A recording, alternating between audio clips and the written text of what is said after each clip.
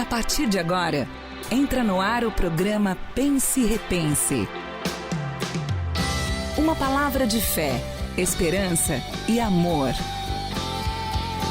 Pense e Repense. Pense e Repense. Apresentação, Pastor Luiz Antônio. Atitudes de fé. Esse é o tema da nossa conversa de hoje.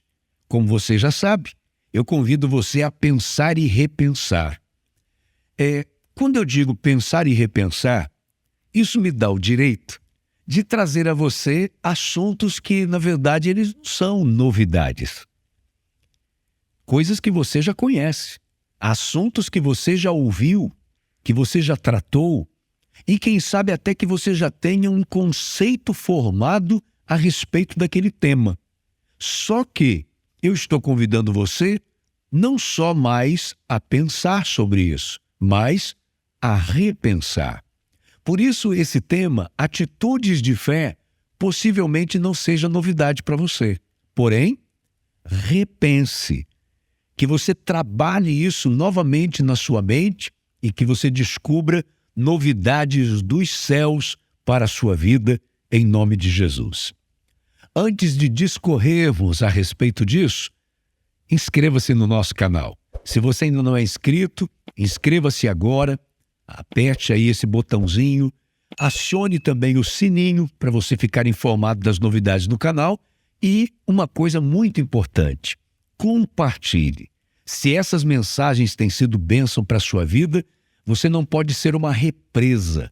A represa é aquele ambiente que recebe tudo e fica tudo restrito naquele lugar, né? O rio é diferente. O rio, ele vai de maneira forte, ele vai buscando o seu destino, que é chegar até o mar, mas por onde ele vai passando, ele vai deixando tudo verde por perto dele. Ou seja, cheio de vida. E é isso que a gente precisa fazer também quando recebe uma palavra que abençoa a vida da gente. E eu até aproveito para lhe dizer que nós não devemos fazer isso apenas com a própria palavra de Deus. Nós devemos fazer isso com qualquer tipo de conhecimento que seja benéfico para a nossa vida. Quando você aprende alguma coisa, você ouve alguma coisa e percebe que aquilo é bom para você, não guarde só para você, compartilhe com outras pessoas. Antigamente, principalmente no mundo corporativo, já eu volto no tema, tá?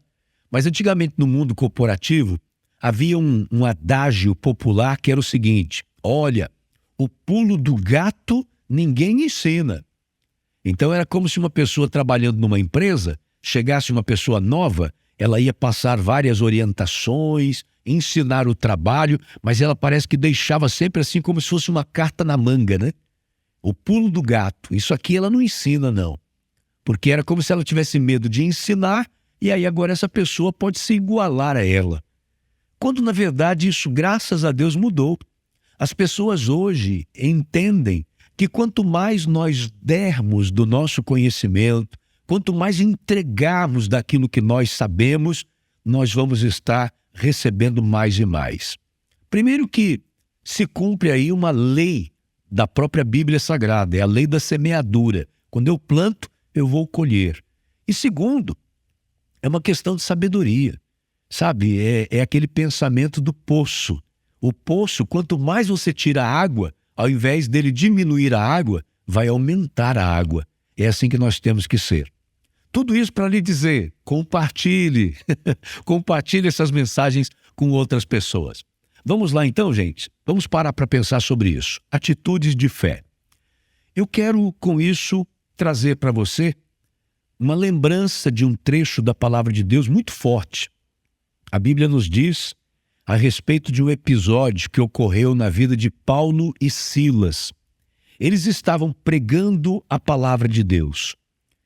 E isso começou a incomodar muitas pessoas. Geralmente a verdade incomoda, né? E eles foram presos. E depois sentenciados a serem levados à praça pública e receberem chibatadas publicamente. Receberam as chibatadas. Isso não era uma varadazinha, não. Era uma chicotada forte. Aquilo abria sulcos nas costas das pessoas que eram sentenciadas. E depois disso, Paulo e Silas, com as costas feridas, foram levados para dentro da cadeia, e na cadeia eles estavam presos, grilhões nos pés e nas mãos, e com as costas fervendo de dor, com certeza. E aí a Bíblia nos diz que, de repente, quando eles estavam exatamente nessa condição, a Bíblia diz assim, Atos dos Apóstolos, capítulo 16, versículos 25 em diante. Por volta da meia-noite, Paulo e Silas estavam orando e cantando hinos a Deus. Os outros presos os ouviam. De repente, houve um terremoto tão violento que os alicerces da prisão foram abalados e imediatamente todas as portas se abriram e as correntes de todos se soltaram. Gente, quando eu falo sobre atitudes de fé, é exatamente sobre isso que eu estou querendo lhe dizer. Quando nós falamos que temos fé, a fé, ela não é uma coisa para ficar presa, represada, guardada, ou para ser teorizada. E a gente começa a definir fé, porque fé é isso, fé é aquilo, fé natural, fé sobrenatural, fé como dom do Espírito. Mais importante do que entender sobre os tipos de fé é termos atitudes de fé. Uma pessoa que tem fé, é aqui que vem o detalhe, ela não tem uma atitude convencional. Se você quiser saber se você tem fé, comece a observar como você tem agido e reagido na sua vida. Seja diante das coisas boas, seja diante das coisas desafiadoras, das coisas ruins na sua vida, quais têm sido os seus comportamentos? Se os seus comportamentos têm sido igualzinho ao de qualquer outra pessoa naquela situação, naquela mesma circunstância, você não está tendo fé. Porque a fé, ela vai nos levar a uma atitude diferenciada, a uma atitude incomum, extraordinária, fora do habitual. Então, nesse momento, eu começo a perceber que eu estou tendo fé. Por exemplo, estes dois homens, eles haviam sido açoitados e agora estavam presos. A atitude mais comum que poderia vir desses dois homens seriam as seguintes. Vamos pensar aqui nas atitudes. Primeiro, poderia ser uma atitude de simplesmente se entregar à dor e estar ali naquele momento gemendo de dor, se lamentando, pedindo favor do carcereiro, pedindo favor de um outro prisioneiro que pudesse fazer alguma coisa por eles para aliviar aquele sofrimento. Essa seria uma atitude comum. Uma outra atitude comum, infelizmente, mas poderia ser considerada como comum. Uma atitude de revolta. Se revoltarem contra Deus.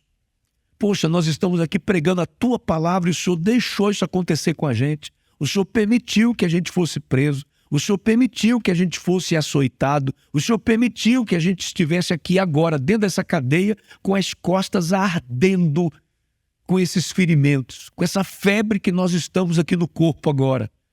Eles poderiam ter uma atitude de revolta contra Deus. E se você acha que o que eu estou falando é um absurdo, infelizmente você vê isso acontecer o tempo todo. Pessoas que estão adorando a Deus, buscando a Deus, as coisas não acontecem do jeito que elas querem, elas começam a blasfemar contra Deus, começam a duvidar da existência de Deus. Senhor, será que o Senhor existe mesmo? Por que eu estou passando por isso? Por que o Senhor deixou? Essa é a atitude da pessoa comum. Mas estes dois homens tiveram uma atitude completamente diferente. Olha o que eles fazem. Quem é que faz isso, gente?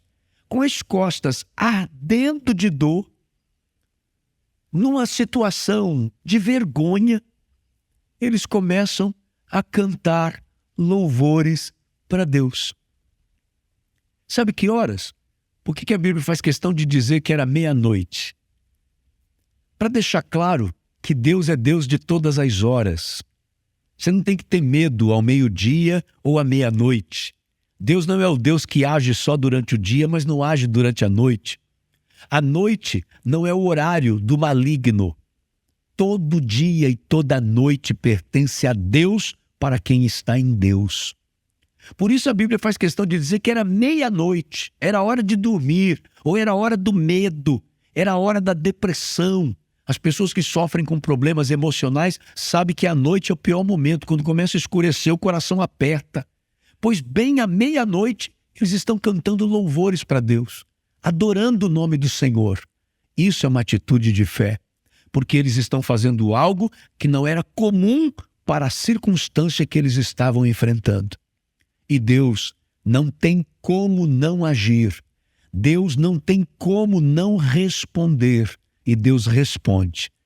Ele envia um tremor de terra. A Bíblia diz que foi tão forte, né? De repente houve um terremoto tão violento que os alicerces da prisão foram abalados. Não foi um tremorzinho, não. A Bíblia está dizendo que foi um tremor de terra violento, a ponto de abalar tudo, a ponto de abrir as portas da cadeia, de quebrar os grilhões dos braços e dos pés deles.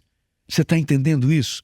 Deus age quando vê nos seus servos uma atitude de fé. Por isso, se você está lutando por alguma coisa na sua vida, comece a questionar quais têm sido as suas atitudes. Você está se comportando como qualquer pessoa se comportaria? Ou seja, você está se lamentando, reclamando, chorando, desanimando, entregando os pontos, quem sabe falando besteira, das quais depois você vai se arrepender? Então não há fé. Você está entrando em desespero, está arrancando o cabelo. Desespero é a maior prova da nossa falta de fé, por mais que a gente não goste de admitir isso, mas é verdade.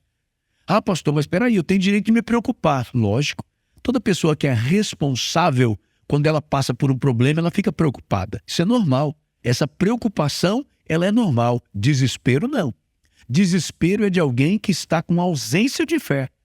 Desespero é a pessoa que não... Olha, o nome já diz, desespero é falta de esperança. Desespero, ela não espera mais nada. Ao passo que a fé, a Bíblia diz que é firme fundamento das coisas que se esperam. Então, desespero é uma coisa de quem não tem fé. Eu não sei o tamanho da sua luta, mas em nome de Jesus, tenha uma atitude de quem tem fé. Não comece a confessar a derrota junto com seus inimigos. Realmente, não tem mais jeito. Não, isso é o comportamento e a atitude de quem não tem fé. Quem tem fé vai agir de forma diferente. Por isso que às vezes o cristão é chamado de louco. O crente, né, é chamado de doido.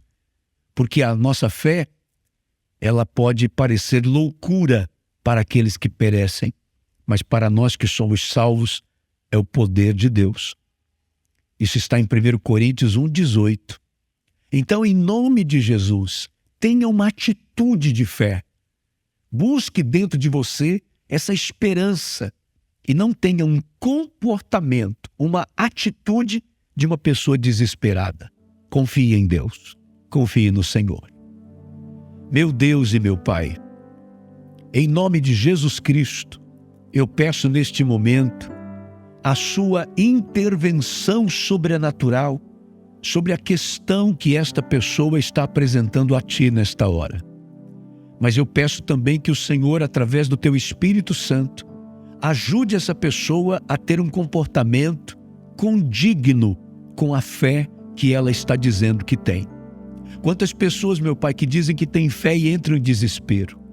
Mas neste momento, se isso está acontecendo com essa pessoa, eu peço que o seu coração seja acalmado pelo Teu poder em nome de Jesus. Que o Senhor entre com providência sobre a vida deste homem, sobre a vida desta mulher e faça essa pessoa ter atitudes que, na verdade, já sejam testemunho para todos aqueles que as cercam e que também possa chamar a sua atenção, porque eu sei que o Senhor gosta disso. Eu sei que o Senhor gosta de olhar para nós e perceber em nós uma atitude de quem realmente está confiando e acreditando no Deus que pode todas as coisas. Para a glória do Teu nome, Entra agora com providência dos céus na vida desta pessoa e muda essa história para a glória do teu nome. Amém e amém, Jesus. Que Deus abençoe você. Por favor, compartilhe essa palavra com outras pessoas. Eu tenho certeza que, além de você, outras pessoas precisam ouvir a respeito disso. Um forte abraço a todos. Deus abençoe. Estaremos juntos na próxima oportunidade, se Deus disser que sim. Até lá, em nome do Senhor Jesus. Você acabou de ouvir Pense e Repense. Um programa da Igreja do Evangelho Quadrangular. Uma igreja para a sua família. Que a graça do Senhor Jesus Cristo permaneça no seu coração.